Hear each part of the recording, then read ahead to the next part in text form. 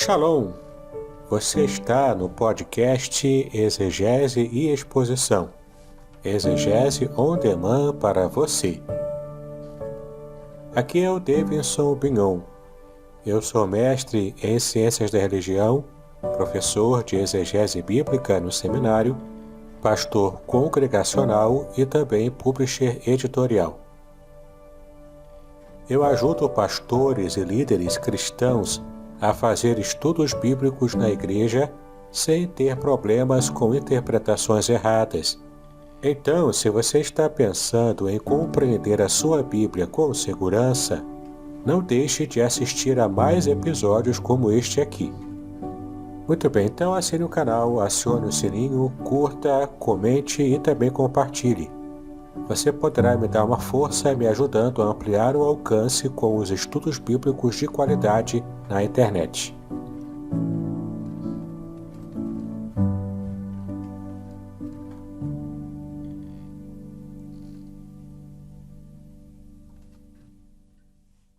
Eu vou então chamar aqui o pastor Davidson para que esteja aqui conosco em tela. E, pastor Davidson, bom dia, tudo bem contigo, meu amigo? Bom dia, pastor Aderson, shalom a todos. Que bom que estamos aqui novamente, para continuarmos o nosso estudo sobre Abacuque. Precisamos de esperança, né, pastor Aderson? É verdade, é verdade. Mais do que nunca nesse período, né? Mais do que nunca. Eu quero então orar e aí agradecendo pela vida do pastor, do amigo e também pedir para aqueles que vão se conectar, aqueles que já estão conectados, como é o caso do Sebastião Camilo. Deus, obrigado por essa manhã, obrigado por esse dia, obrigado pela vida dos nossos amigos e irmãos que já se achegaram, que se conectam a nós nessa manhã. O intuito, Senhor, de aprender um pouco mais de Ti, com base no livro de Abacuque, para que a esperança seja renovada, a esperança em Ti seja sempre, sempre renovada. Eu peço ao Senhor que continue usando o Teu servo, o pastor Davidson, para nos falar nessa manhã, para nos direcionar, para nos fortalecer, para que possamos continuar a jornada cristã, vivendo e também sendo instrumento nas tuas mãos de mensagem de esperança àqueles que estão precisando de esperança. É a minha oração. Em nome de Cristo Jesus. Amém. Vale ressaltar que se você tiver alguma pergunta, à medida que o pastor Davidson for fazendo a exposição, basta você colocar aí no comentário, ok? A sua pergunta, a sua contribuição. Quero dar bom dia também a Zilmar Guimarães, que está conosco. Bom dia, Deus abençoe a sua vida. O Camilo, que eu também falei, que já está conosco. Deus abençoe a vida dos amados irmãos. Pastor Davidson, por gentileza, fique à vontade. Deus te abençoe. Deus te use mais uma vez com poder e graça. Amém, pastor Aderson. Já estou solicitando aqui a apresentação, do nosso material. Muito bem. Espero que os irmãos todos, estejam se lembrando da nossa última aula, onde estamos falando da parte introdutória do livro de Abacuque. Para isso estamos usando o comentário expositivo do querido e famoso reverendo Hernandes Dias Lopes, que é bastante apreciado, hoje em dia pelo povo de Deus, pelo povo evangélico. Então, nós falamos na primeira parte sobre as informações iniciais e paramos aqui na divisão do livro de Abacuque, que é mais ou menos a metade desse primeiro capítulo do comentário do nosso querido pastor. Então, continuamos aqui, a divisão do livro de Abacuque. O livro de Abacuque pode ser dividido em 3 partes distintas. O capítulo 1 fala de uma sentença, um peso. E é literalmente assim que está no hebraico, peso como nós já vimos também, peso do profeta Abacuque. Porque para ele era algo pesado, era algo difícil de falar. De fato, era um peso para a consciência e para a alma do profeta, Então, ele fala, o primeiro capítulo fala de uma sentença, um peso, uma mensagem difícil de ser entendida e mais difícil ainda de ser engolida. Neste capítulo, o profeta escancara as tensões da sua alma e expressa sem rodeios os dilemas que assaltam o seu coração. E a gente está vendo nessa lição aqui desde a aula passada, porque de fato, às vezes a gente fica pensando que Deus vai ficar chateado com a gente, porque a gente está abrindo demais o coração para Ele, e falando, né, daquilo que está afetando a nossa alma, né, quem sabe até azedando a nossa alma. E quando a gente expõe para Deus, Ele mesmo nos cura. Né? Foi o que o profeta fez. A sua alma estava bastante azeda por causa do que está acontecendo, que estava acontecendo, que ainda viria a acontecer. E, de fato, ele abre, né, escancara as comportas do seu coração e coloca tudo diante do Senhor. Não é? Dois grandes conflitos são vividos por Abacuque. O primeiro é o prevalecimento do mal e a aparente inação e demora de Deus em agir perante o mal. Muitas vezes temos essa sensação também em nossa vida, né? Suas orações não são respondidas com a urgência que as endereçou ao céu, né? Então, claro que a urgência maior, a ansiedade maior está no coração de quem pede. Mas Deus é sábio e nos ama.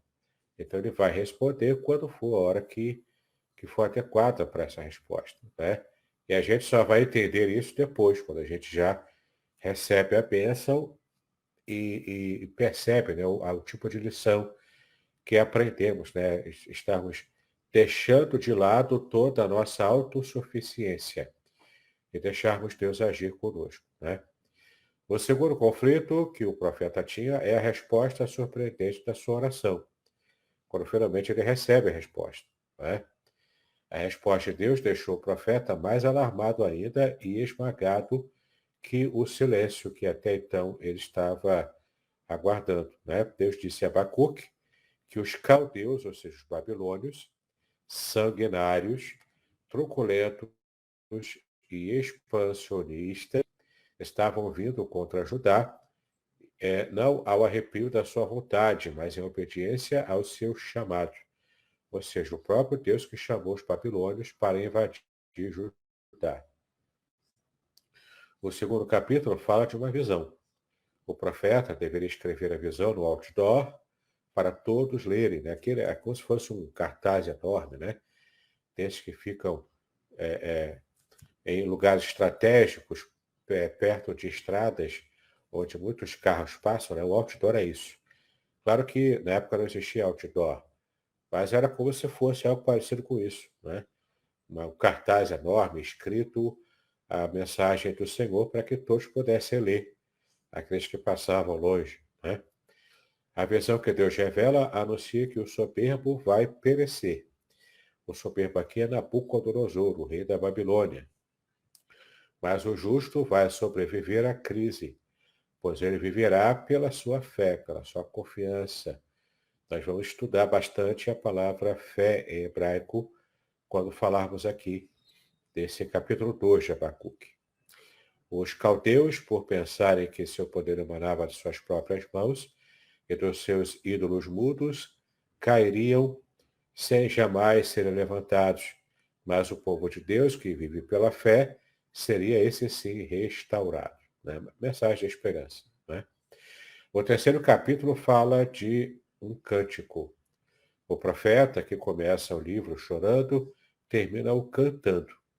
O seu cântico não é em virtude da mudança circunstancial. As circunstâncias continuavam pardacentas, mas a verdade de Deus enchera sua alma de esperança. Deus descortina para o seu profeta o seu propósito, mostrar a ele a sua soberania, e agora, em vez de questionar a Deus, Abacuque clama por avivamento e se alegra em Deus a despeito da situação. Não é? O que mudou, então, não foi a situação em si, porque Deus estava levando o juízo para Judá, mas o que muda é o modo como o profeta encara essas circunstâncias ao seu redor, né? Que vai afetar naturalmente a sua vida e a vida de todos os servos de Deus lá que estavam em falta com o Senhor. Né? Então, concluindo, Charles Feinberg diz que o primeiro capítulo discorre sobre a invasão dos caldeus, O segundo capítulo prediz o juízo de Deus contra esse povo, o povo babilônico, né? O povo caldeu, o povo babilônico. E o terceiro capítulo retrata a vinda do Senhor e a destruição das forças mundiais hostis, já que o próprio Deus é que está no controle da história, né? Então isso também serve de alento para o nosso coração hoje. Não importa a crise que possamos enfrentar, ou que ainda enfrentaremos, nós temos a certeza de que Deus está no controle de tudo. Nada escapa ao controle de Deus, não é? Bom, alguns destaques do profeta Abacuque também são interessantes da gente resgatar aqui. Abacuque traz à lume, ou seja, traz à luz, né, os grandes temas que ainda hoje afligem a humanidade. Ele levanta a ponta do véu e revela a nós que os tempos são outros, mas o coração do homem continua tão corrompido quanto foi no passado. Vejamos alguns destaques desse profeta intercessor pela sua nação, a nação de Israel, né? Alguns destaques estão aqui. Em primeiro lugar, o sofrimento do justo e a prosperidade do ímpio, como está no capítulo 1, versículo 13. De fato, isso traz ainda discussões hoje em dia, né? Por que que o ímpio aparentemente prospera tanto e o justo ainda luta para sobreviver, luta com dificuldades, não é? A luta do justo é grande, por ele ser justo propriamente, né? E por que que o ímpio aparentemente prospera tanto? Isso é um tema antigo, e ainda hoje é tema de nossas reflexões e orações também, né? Abacuque estava alarmado com a corrupção moral e a apostasia religiosa que haviam tomado conta do seu povo. Parecia que a situação política, econômica, moral e espiritual estava fora de controle. O mundo estava de ponta cabeça. Os justos estavam sendo tripudiados e pisados, enquanto os ímpios floresciam. Abacuque pergunta sobre as razões de Deus permitir tantos crimes terríveis. Ele ergue a sua queixa contra Deus pelo fato de suas orações não terem sido respondidas. Então, esse drama foi vivido por Jó, por Asaf, por outros profetas. É verdade que em Jó a temática é o sofrimento em nível individual. Entretanto, com Abacuque, a questão é o sofrimento comunitário. Agora extrapola o nível individual, como era o caso do livro de Jó. Mas ele passa a ser o sofrimento nacional, comunitário. E isso, né, trazia muita amargura ao coração do profeta no momento em que ele expõe, né, o seu coração diante do Senhor. Russell Champlin, corretamente, afirma que Abacuque, como Jó, não tentou resolver o problema do mal, apelando para o pós-vida. David Baker, por sua vez, diz que, diferentemente de Jó, Abacuque recebe resposta direta a seus questionamentos. Ou seja, Jó tinha uma esperança de ressurreição da pós-vida, Abacuque não trata desse assunto. E também Abacuque recebe uma resposta direta dos seus sofrimentos e seus pedidos e questionamentos, enquanto que Jó não recebeu. Jó recebeu apenas uma palavra de que Deus está no controle de tudo e Jó não tinha o que reclamar, apesar do nível de sofrimento que ele enfrentou, não é? Bom, então para Abacuque a resposta foi direta, que Deus deu a ele, não teve rodeios. A punição virá, mas mediante os babilônios. Isso gerou problemas teológicos e morais ainda maiores para o profeta, visto que a cura, entre aspas, né, de uma invasão babilônica é pior do que a enfermidade do pecado de Judá. Então, de fato, né, o modo como Deus escolheu é trazer uma cura mais pesada do que a própria impunidade do povo de Deus, né? Ele usaria um povo pior, o que faz a nossa cabeça dar um tilt, né? Dar um nó. Porque, de fato, nós confiamos em Deus, sabemos que Ele faz o melhor. Mas, às vezes, a gente tem muita dificuldade para entender o modo como Deus age. Então, não temos que tentar entender, temos que aceitar, nos submeter e estarmos provavelmente, né, consertando algum erro, algum pecado, algum problema e deixar Deus dar livre curso ao seu trato conosco. Bom, Deus responde dizendo que o instrumento que escolheu para a disciplina de Judá é moralmente responsável por suas ações e que não escapará sem a devida punição também. No caso aqui, o próprio Deus também reivindicaria as ações soberbas de Nabucodonosor e da Babilônia como um todo, né? Então Deus estaria usando outra nação, uma nação muito ímpia, para consertar a sua nação, a nação de Israel, sob o remanescente fiel, né, que seria alguns do povo de Judá. O estudioso John Wright diz que o drama de Abacuque tem a ver com a teologia nacional de Israel, que entrou em crise. Os habitantes de Judá pensavam que em qualquer situação Deus estaria do lado deles e os defenderia contra os inimigos. Eles se consideravam invencíveis, porque estavam do lado do Deus invencível. Só que eles não contavam com o favor do Deus invencível. Por isso estavam enfrentando tudo aquilo. Essa teologia centralizava-se na afirmação da escolha de Sião por Yahvé, como a sua sede, e em suas promessas à dinastia de Davi, de um governo eterno, de uma vitória permanente sobre os seus inimigos. Quanto mais tenebrosa era a hora, tanto mais desesperadamente a nação se apegava às eternas promessas feitas a Davi, achando segurança no templo onde ficava o trono de Yahvé. Elevada por esse otimismo teológico, a nação marchou em direção à tragédia. Né? No caso aqui, a soberba, o povo estava soberbo. Uma soberba diferente, naturalmente, do que a de Nabucodonosor, mas ainda assim uma soberba espiritual. Né? Eles se achavam superiores aos outros povos porque eles tinham um relacionamento com Deus. E claro, né, Deus cobra mais de perto quem está perto dele. Bom, o sofrimento do justo e a prosperidade do ímpio continuam sendo o drama, né, do homem contemporâneo. Cabe Tree, que é um comentarista, né, especialista nessa mesma linha de pensamento, escreve o seguinte: alguns salmistas e o livro de Jó tratam diretamente desse problema do sofrimento dos justos. A verdade é que esse problema do sofrimento não merecido dos homens justos, assim como a prosperidade material e a felicidade aparente dos injustos, constitui um problema religioso e teológico que perturba quase todos os homens profundamente religiosos. É interessante a gente perceber aqui que muitas vezes a gente acha que Deus tem a obrigação de nos abençoar porque somos fiéis a Ele e tudo mais. Esse tipo de pensamento em nosso coração e até esse tipo de oração mesmo, né? Esse tipo de coisa demonstra o quanto nós estamos, na verdade, distantes de sermos justos e perfeitos. Nós estamos sempre com a imperfeição do nosso encalço.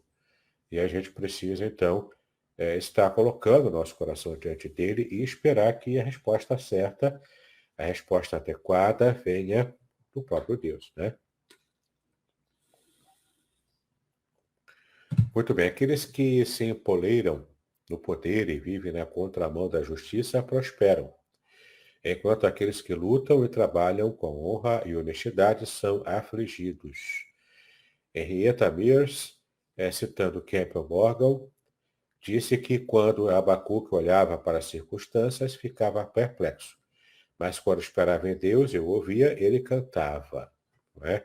Então, é sempre essa tensão entre a falta de fé e a fé que nos faz cantar. Né? Quando há falta de fé, há murmuração, há reclamações. Quando a fé é pujante, então temos uma declaração de fé em forma de cântico.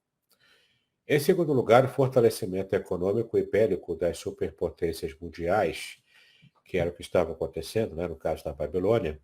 O mundo vive a alternância de poder. Sempre houve um tempo em que os reinos mais fortes subjugaram as nações mais fracas e construíram suas riquezas com o espólio dos dominados.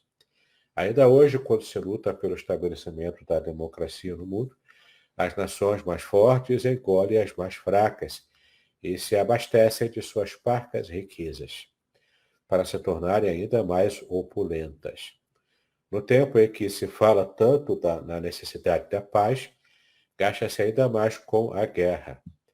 No mundo em que se fala tanto em respeito aos tratados internacionais, gasta-se mais dinheiro em armas de destruição do que para socorrer os famintos. Isso é que é uma verdade, né?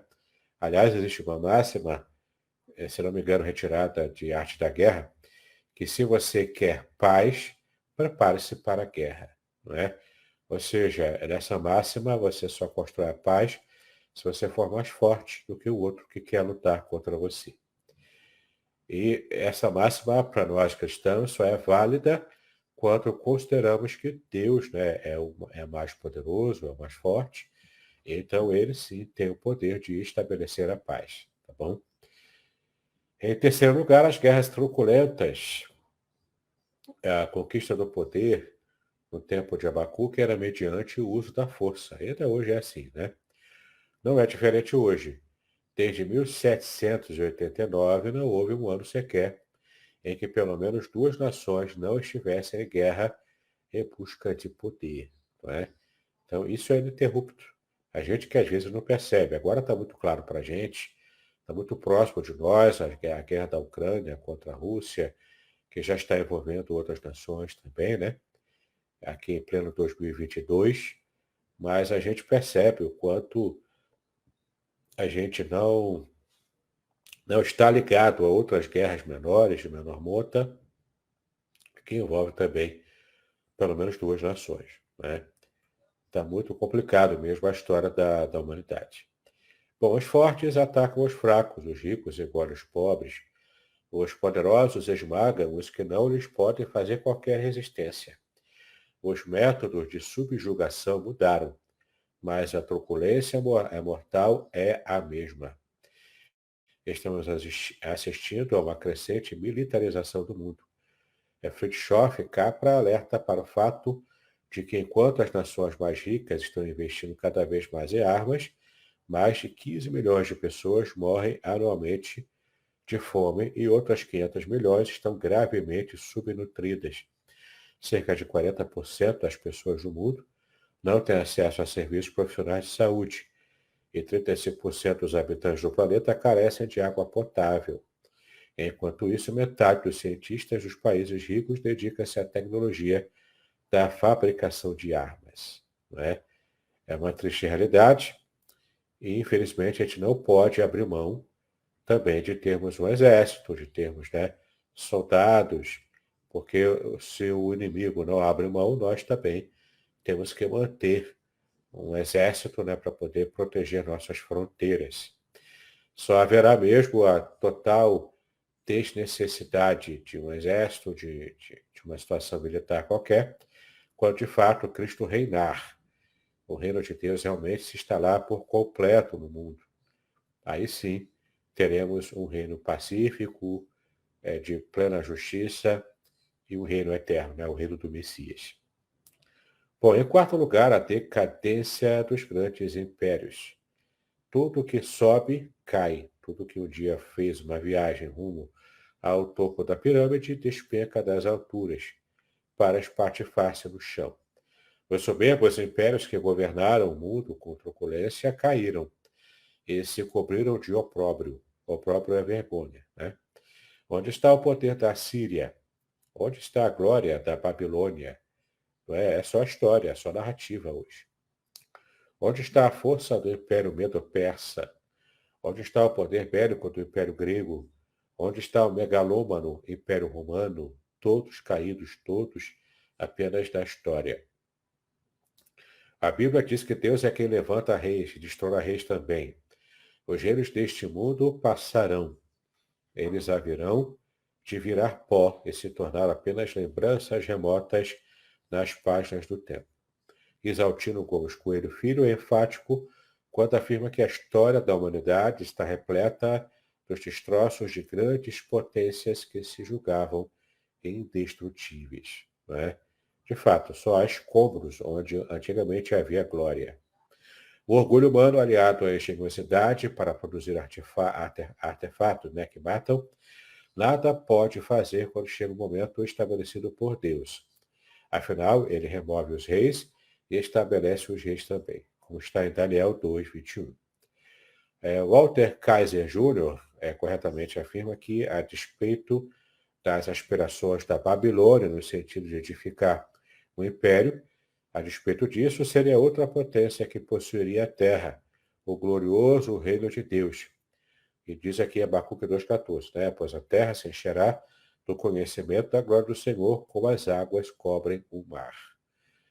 Então, é a glória de Deus que se estabeleceria sobre toda a terra, e não propriamente a glória da Babilônia. Bom, em quinto lugar, a vitória final e retumbante do reino de Deus. Abacuque também fala no capítulo 2, versículo 14, como acabamos de ver, né? Os reinos deste mundo passarão, mas o reino de Cristo será como uma pedra que encherá toda a terra. Então a terra se encherá do conhecimento do Senhor, como as águas cobrem também o mar.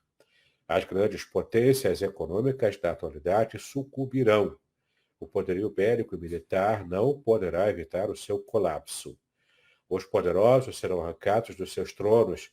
Somente o reino de Cristo triunfará, pois o seu reino é eterno. E glória a Deus por isso, não é? Porque os reinos humanos, por mais brandos que sejam, por melhores até que possam aparentar ser, eles não se comparam com o perfeito reino de Cristo. E é isso que nos está prometido, esse é o nosso futuro. Então isso é motivo de glorificarmos a Deus e aumentarmos a nossa confiança, a nossa fé e a nossa esperança, né? De termos esse reino plenamente vivido, experimentado por nós aqui na Terra ainda. Bom, veremos agora a teologia do profeta Abacuque. Como já dissemos, o profeta Abacuque fala mais com Deus do que com os homens. Ele é mais um profeta intercessor do que um profeta pregador propriamente. Ele tem mais colóquio com Deus do que confronto com os homens. E nem por isso ele deixa de trazer à baila uma consistente e poderosa teologia. Então vejamos alguns aspectos da sua teologia agora, né? Em primeiro lugar, a punibilidade inevitável do pecado, ou seja, o fato de Deus estar sempre punindo o pecado. O maior engano do homem é pensar que o pecado compensa ou que ele ficará impune. Porque os homens corrompem ou se deixam corromper para granjear riquezas? Porque vivem sem pudor, dando asas às suas paixões infames, buscando beber avidamente todas as taças dos prazeres? Porque os poderosos esmagam os fracos e os juízes negam a justiça aos que andam retamente? Essa é uma questão ainda hoje, né, que nos causa calafrios. Certamente eles não creem na justiça divina ou creem que poderão escapar dela impunemente, porque muitas vezes conseguem escapar impunemente da justiça humana, né? E pensam que podem levar também esse tipo de atitude para a sua justiça final, né, que Deus vai estabelecer. Ledo engano, né? Aqueles que pensam assim, ninguém consegue enganar a Deus. Deus sabe de tudo, ele é o Todo-Poderoso. Ele é onipotente, onipresente, também onisciente, ele sabe de tudo. Podcast Exegese e Exposição. Exegese on demand para você.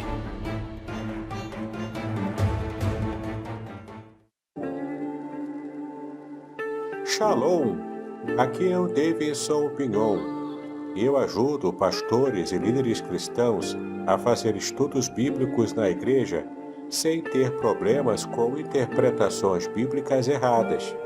Então, se você está pensando em compreender a sua Bíblia com segurança, não deixe de assistir a mais conteúdos como este aqui neste canal.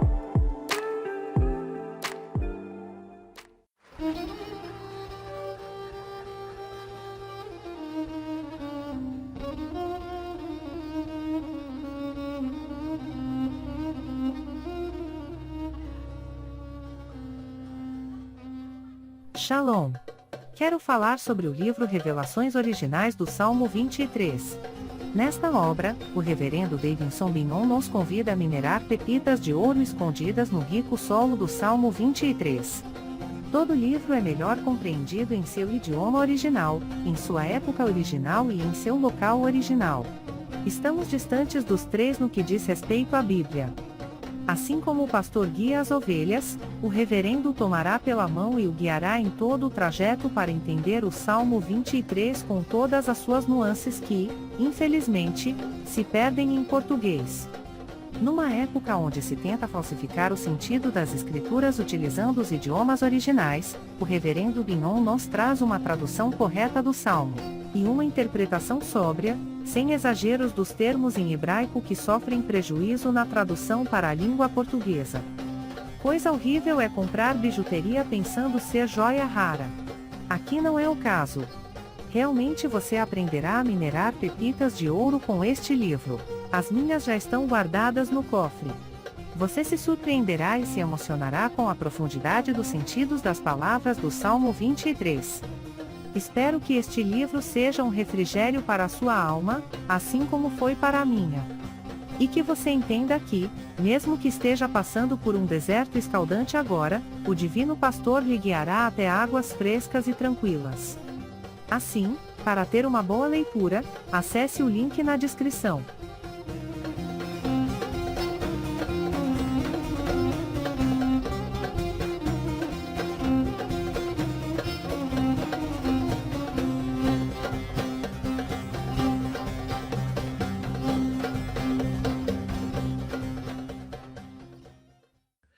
Bom, Abacuque, porém, nos mostra que o pecado é uma fraude.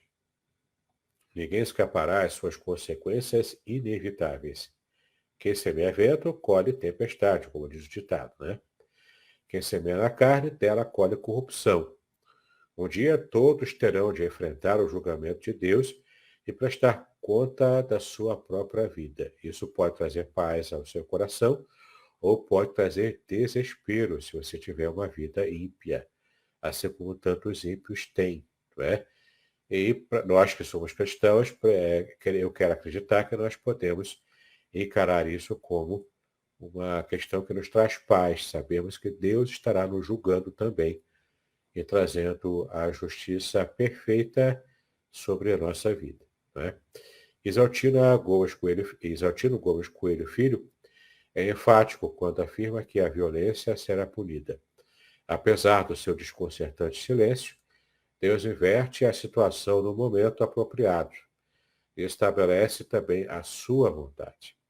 Existe um ponto final para a maldade humana. O poderio bélico que algumas nações possuem e que julgam elas se tornam invencíveis, nada será quando Deus determinar o seu fim. Qualquer um que já tenha lido o livro do Apocalipse sabe do que o nosso querido Hernandes Dias Lopes está falando aqui, né? Bom, em segundo lugar, os mistérios inextricáveis da providência divinas.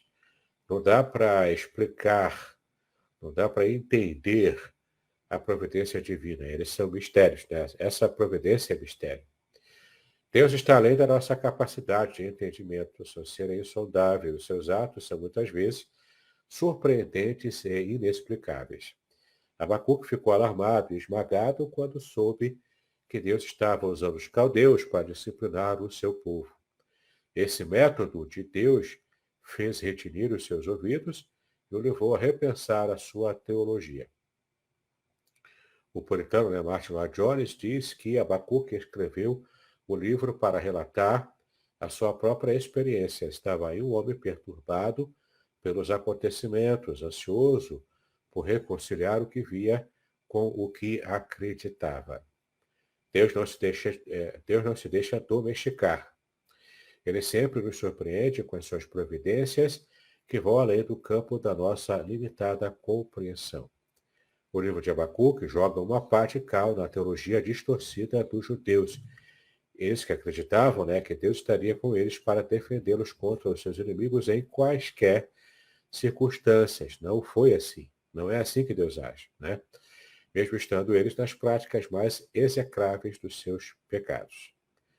Então, esse tipo de dissonância espiritual Isso é perigoso demais, porque a gente acha que está seguro devido à nossa religiosidade. Então, Deus mostra que o que de fato move o coração dele a nosso favor é a obediência. Tá bom? Bom, a teologia do livro de Abacuque reforça o que o apóstolo Pedro ensinou. O juízo deve começar pela própria casa de Deus. Né? Sempre foi assim e sempre será.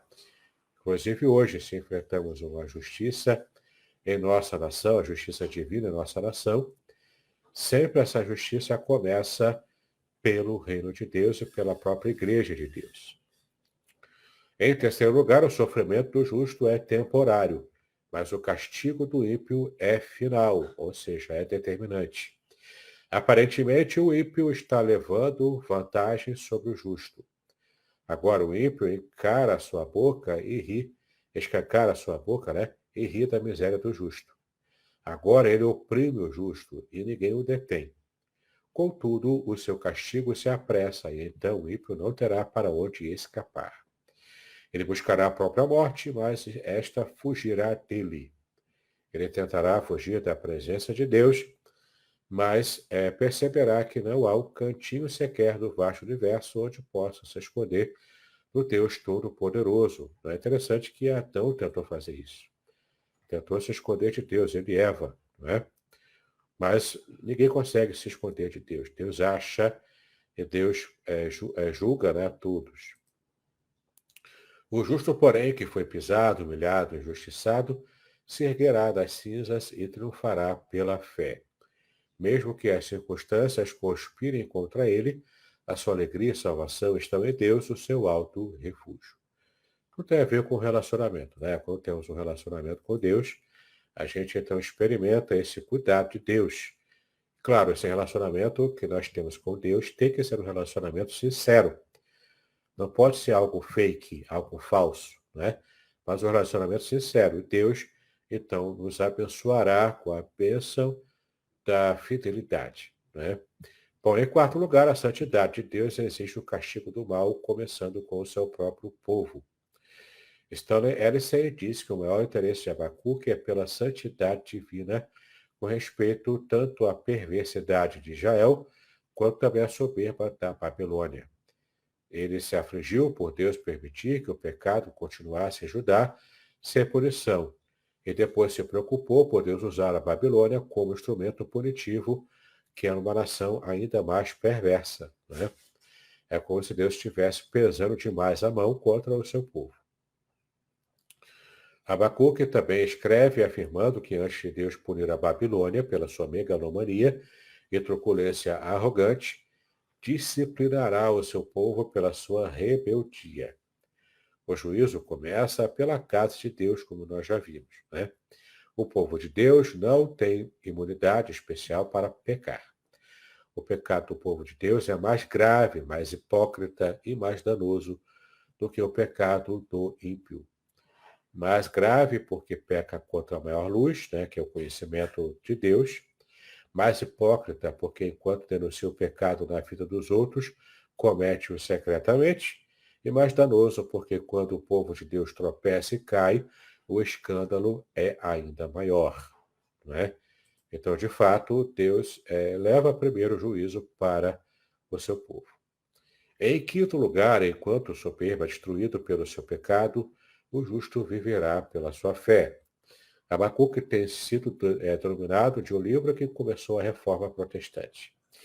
Abacuque 2,4 é citado 3 vezes no Novo Testamento. O Abacuque 2,4 é que fala sobre o justo viverá pela fé, como você vê aí na tela, né? Esse que a sua alma está orgulhosa, não é reta nele, mas o justo pela sua fé viverá. De fato, esse versículo é retomado em Romanos 1,17, que foi o tema que mexeu com o coração de Martinho Lutero por ocasião da reforma protestante. Né? Aqui está em negrito, mas o justo viverá pela fé, que é uma retomada de Abacuque 2,4. As 3 citações do Novo Testamento têm uma progressão interessante. Quanto à ênfase em Romanos 1,17, a ênfase está em o justo. Em Gálatas 3,11, em viverá. Em Hebreus 10,38, em pela fé. Todos os 3 pontos estão enfatizados em Abacuque. Poucos versículos da Bíblia têm participado com tão profundo efeito no desenvolvimento da teologia e da proclamação da fé. A doutrina da justificação pela fé é a pedra de esquina da nossa salvação. Essa foi a base da teologia do apóstolo Paulo. Essa foi a bandeira da reforma protestante do século XVI. Somos salvos não pelo que fazemos, mas pelo que Deus fez por nós, lá no passado. Né? O alicerce da salvação não são nossas obras para Deus, mas a obra de Deus para nós. A única boa obra perfeita, totalmente agradável a Deus, que nos leva para o céu, é aquela feita por Cristo na cruz do Calvário, ao derramar o seu sangue para nos resgatar e nos purificar de todo o pecado.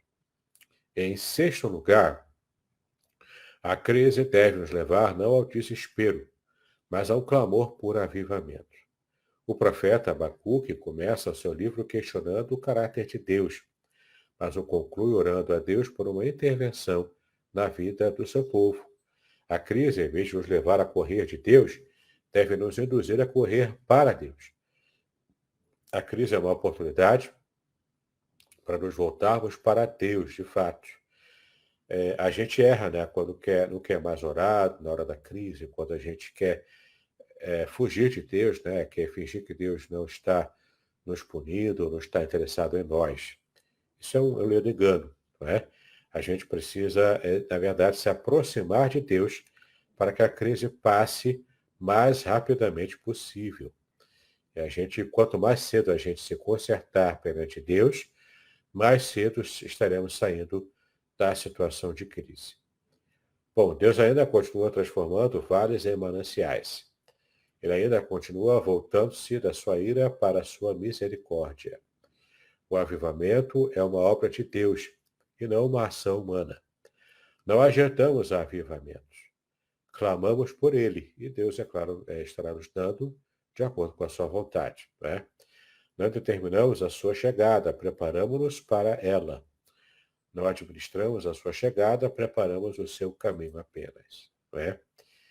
Bom, em 7º lugar, para a gente terminar então a aula de hoje, em 7º lugar, quando o mundo ao nosso redor entra em colapso, ainda assim podemos nos alegrar em Deus, que é a grande lição do capítulo 3, que vamos nos deter bastante quando chegarmos lá e falarmos especialmente, né, versículo por versículo dessa parte. O cristão é um otimista inveterado, pois a fonte da sua alegria não está nas circunstâncias, mas está plenamente em Deus. O mundo pode ficar abalado, os montes podem se derreter e se lançar nas profundezas do mar. A natureza pode até se contorcer de dores, e terremotos fazendo tremer os alicerces da terra. Mas, mesmo assim, o povo de Deus continua seguro. A seca pode fazer mirrar a semente debaixo da terra.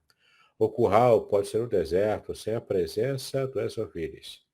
A vide pode estar vazia de frutos. E o mundo inteiro pode entrar em colapso. Não é? Aqui, no caso, o colapso mercantil, o colapso econômico. Né? No caso aqui, a vide é a plantação de uvas, né? Que faz a alegria, que faz o vinho, que era discípulo da alegria antigamente. Contudo, o povo de Deus ainda assim terá um alicerce firme debaixo dos pés. O povo de Deus ainda poderá se alegrar em Deus, o seu Salvador. E essa firmeza, a firmeza provocada pela fé do justo, que faz com que ele não esmoreça, com que ele não caia e não morra, né? Não fique completamente destruído.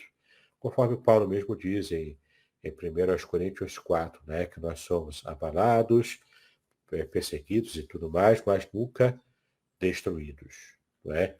Então, de fato, né, aqui temos aqui uma série de citações bibliográficas que o Hernando Dias Lopes usou durante todo esse capítulo. Né? São várias delas aqui, são 37 delas. Muito bem, nós vamos agora abrir aqui para o pastor Aderson nos conduzir com as perguntas. Olá, queridos. E aí, quero desde já agradecer aí aos irmãos que estão aí conectados a nós. Se vocês tiverem alguma pergunta, fique à vontade para fazê-la através do chat, que aí o nosso querido amigo pastor Davidson também estará respondendo cada uma delas. E eu começo então, né, eu sempre dou start fazendo um recorte, uma pergunta, que é justamente de algo que muitas das vezes nós ouvimos, ou eu vou falar por mim, né? Que logo no início o pastor Davidson falou que Abacuque ele abre o seu coração para Deus, né? Ele abre o seu coração para Deus. E aí, às vezes, as pessoas vêm e falam, não pode abrir, que não sei o que, não sei o que lá. Fala um pouquinho mais sobre isso, o pastor Davidson, desse momento que Abacuque está vivendo, que é um problema que ele olha ao lado, né, vê crises, vê uma série de coisas que se chocam, inclusive, com aquilo que ele estava idealizando até, digamos assim, da parte de Deus para com o seu povo, né? Exato, né? Às vezes a gente acha, né? Eu não vou falar tudo o que o meu coração pede, né? Como se a gente estivesse preocupado em falar para Deus aquilo que é politicamente correto, né? Que é a ordem do momento, né? O pessoal só quer falar do que é politicamente correto. Então, eu não posso ofender o outro, que dirá ofender a Deus, né? Mas nós ofendemos a Deus quando pecamos. Ofendemos a Deus, sim, quando a gente peca, quando é hipócrita, quando a gente, né, quer julgar o outro com severidade e julgar a nós pelo mesmo pecado com brandura. Na verdade, deveria ser o oposto, né? Julgarmos o outro com brandura e julgarmos a nós mesmos, né, para fins, né, de nosso aprimoramento moral, espiritual, julgarmos a nós mesmos com severidade. Né? Quando conseguimos virar essa chave, a gente consegue, então, de fato, entrar no caminho, né, de agrado ao Senhor. Mas então, às vezes a gente acha, não, eu vou desagradar a Deus se eu falar abertamente o que eu penso, o que eu sinto. Desde que você não fale publicamente, né, para outras pessoas ouvirem, é só você e Deus, abra o seu coração. Também não precisa fazer como um irmão me disse há muitos anos, e eu discordei plenamente dele. Eu sou tão sincero com Deus que eu falo até palavrão com ele nas minhas orações. Também não chega a esse nível, né? Aí é falta de respeito mesmo, né? A impiedade leva a pessoa a ter falta de respeito para com Deus. Não precisa chegar a esse ponto, é claro. Se você só consegue se expressar com palavrões, você precisa rever a sua conversão, né? A sua vida espiritual mesmo, a sua santidade para com Deus. Então, desde que você não siga por esses caminhos de exagero, abra o seu coração para Deus, fala o que tem no seu coração sinceramente, né? Abre mesmo o jogo, entendeu? Como Abacuque fez, como Jó fez, como tantos outros servos de Deus do passado fizeram, né? Falavam abertamente com Deus e deixa Deus falar, né?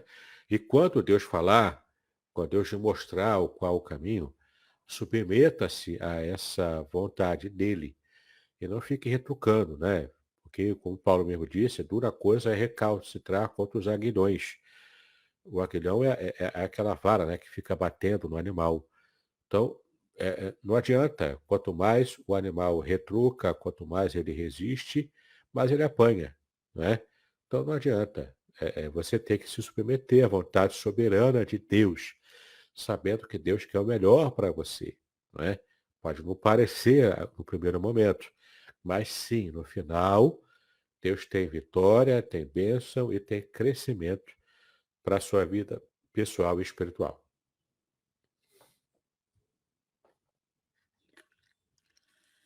Joia, joia. Então, eu posso entender, meu amigo, que esse momento da gente abrir o coração com Deus, com o próprio Deus, ele pode de alguma maneira estar linkado com Mateus capítulo 6:6, que ele nos convida a entrar no nosso quarto, fechar a porta É e isso. se Orar abrir em ao nosso secreto. Deus em secreto, Isso. né?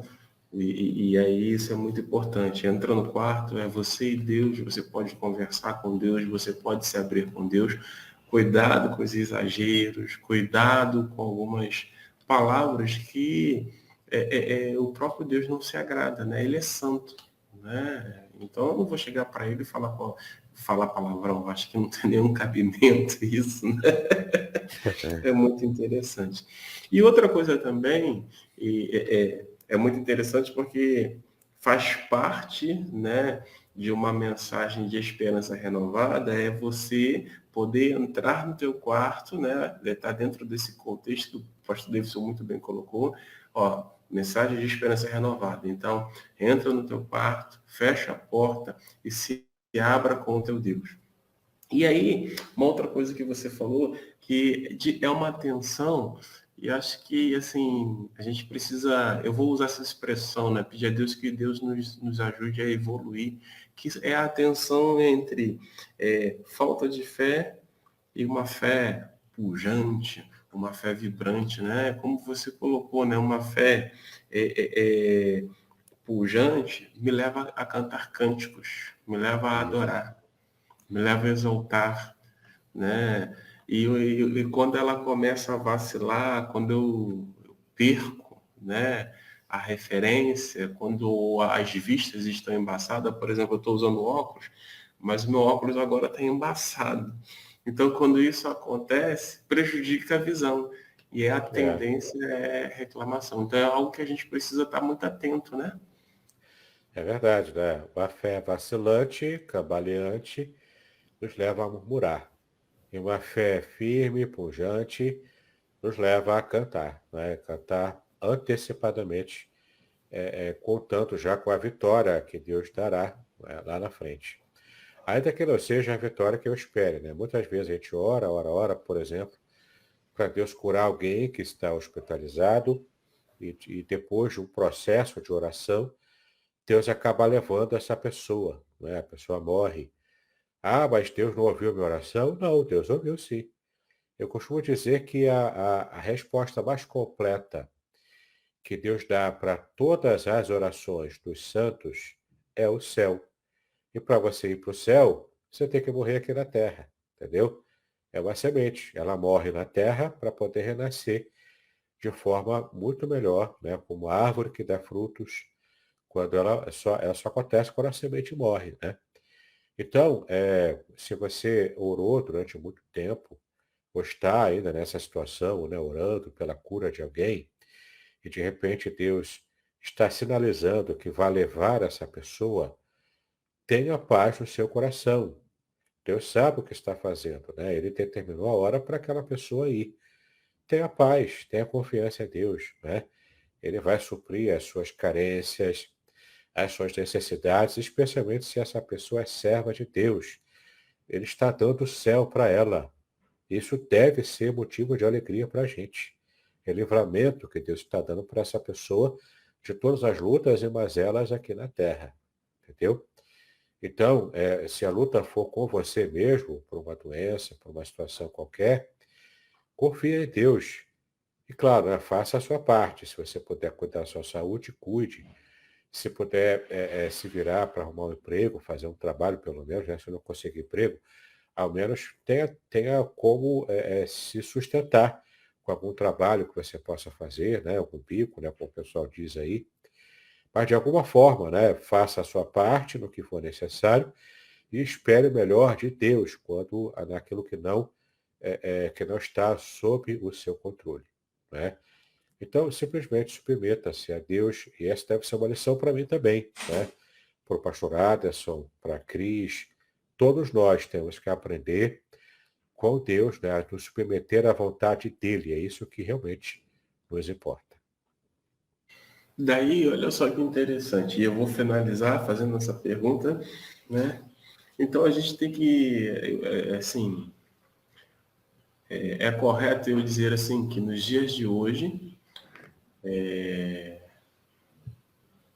nós cristãos, e aí eu estou generalizando, mas não todos nós, mas uma parte de nós cristãos precisamos aprender um pouco mais sobre a submissão e também um pouco mais sobre o fato de que Deus, quando ele começa a agir numa situação, primeiro ele vem tratar conosco para depois tratar com as pessoas? Ele trata, nós também somos pessoas, né? Deus, Deus trata primeiro com os servos dele e depois trata com quem não tem compromisso com ele, né? E quando ele trata com os servos dele, com os filhos dele, ele primeiro trata com brandura, com amor, com carinho, não é? E, em geral, se o servo de Deus tem um temor a ele, né? É servo de Deus porque teme a Deus, ele vai se envergar primeiro, ele vai se submeter à vontade de Deus primeiro. E o injusto, né, o ímpio, ele geralmente recebe o juízo de Deus com empáfia, com soberba.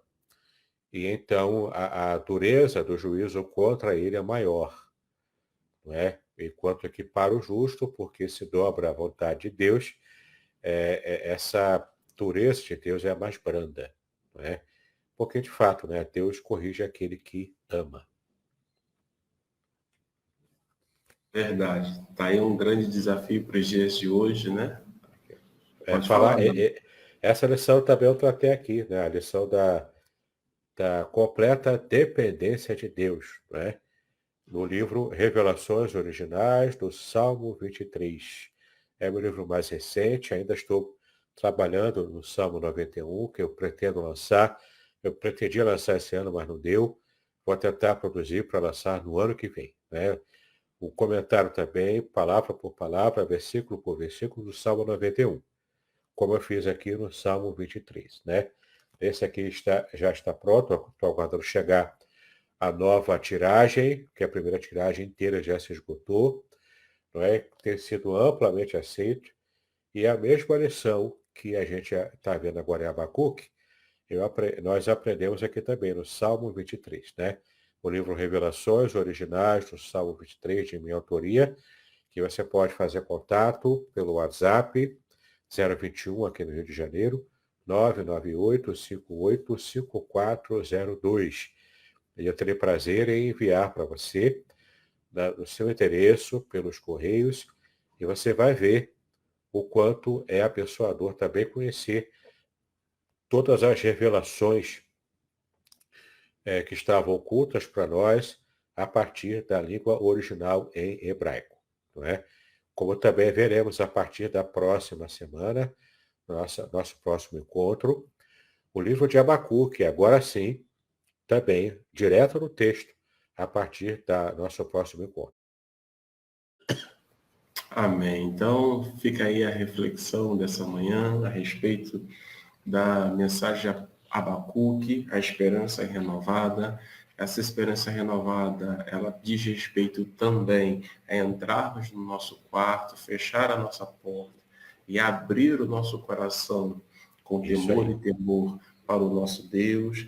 Não podemos perder de vista que existem duas tensões que trabalham, que tentam exercer influência sobre nós, mas a principal delas é de que eu e você, independente do momento em que estejamos passando, se é um momento de conflito, precisamos persistir e continuar adorando ao Senhor, porque é Ele que nos renova, é Ele que nos dá força, é Ele que nos fortalece, e não podemos perder de vista também que Deus começa a tratar de pessoas, como o pastor Davis fez o trocadilho, né? Nós somos pessoas, então ele começa a tratar a partir de nós. E ele trata com moderação, ele não pesa a mão mais do que deveria, né? Ele tem aí, Hernandes Dias Lopes, ele tem, quando ele fala sobre o livro de Pedro, primeira de Pedro, a ideia que ele traduz ali é Deus tem uma espécie de termômetro, ou como se ele colocasse a mão próxima do forno para sentir. Quando a quentura vai se exceder, ele diminui aí a tensão para ver se a pessoa já trabalhou, já entendeu e tudo mais. Eu achei muito interessante essa colocação dele. Querido amigo, muito obrigado por esse dia, por essa reflexão. Eu não sei se os irmãos têm perguntas, aqui não aparecem as perguntas, mas eu quero te incentivar na próxima quarta-feira, já leu o capítulo de número 1, né, quando o pastor Davidson já vai começar aí no versículo por versículo, a partir do capítulo 1, e traga as suas dúvidas. traga os seus esclarecimentos, traga as suas contribuições. Não é monólogo, né? Não é monólogo, é onde você tem oportunidade para aprender, para compartilhar. Pastor Davidson, agradece a Márcia por nós e, por gentileza, esteja orando por nós. Sim, vamos orar então. Pai, nós te exaltamos pelo privilégio que nós tivemos de estudar a tua palavra mais uma vez. E agora clamamos a tua bênção, a tua direção para todo estudo que faremos diretamente agora no livro de Abacuque. Tu sabes, ó Pai, o quanto precisamos dessa palavra de esperança, a esperança renovada diante daquilo que aguardamos, ó Pai, em termos de futuro. Clamamos a Ti a tua misericórdia, diante do juízo do Senhor, que haja compaixão, que haja a tua misericórdia. Então nos abençoa, Senhor, também como servos do Senhor, como serva do Senhor, que haja a tua graça renovada também sobre a vida de todos nós. Então pedimos a Ti estas bênçãos, em nome de Jesus, é como nós oramos e agradecemos pelo Teu cuidado, hoje e sempre. Amém e amém. Amém, queridos.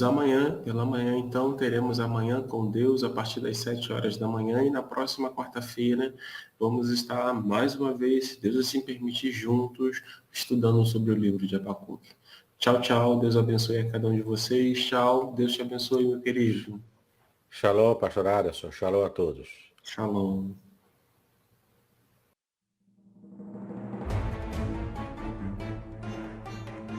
Muito bem, agora o que eu gostaria de ver é a sua participação.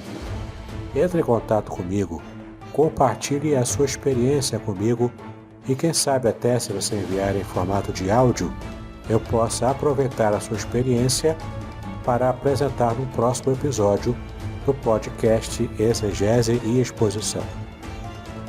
Eu sou Davidson Bignon e eu ajudo pastores e líderes cristãos a fazer estudos bíblicos da igreja, sem terem problemas com interpretações erradas. Se você então está pensando em compreender a sua Bíblia com segurança, não deixe de assistir a mais episódios como este aqui. Então, assine o canal, acione o sininho, curta, comente e também compartilhe. Ajude-me a ampliar o alcance com estudos bíblicos de qualidade na internet. Que Deus abençoe os seus estudos, paz e bênçãos sobre a sua vida.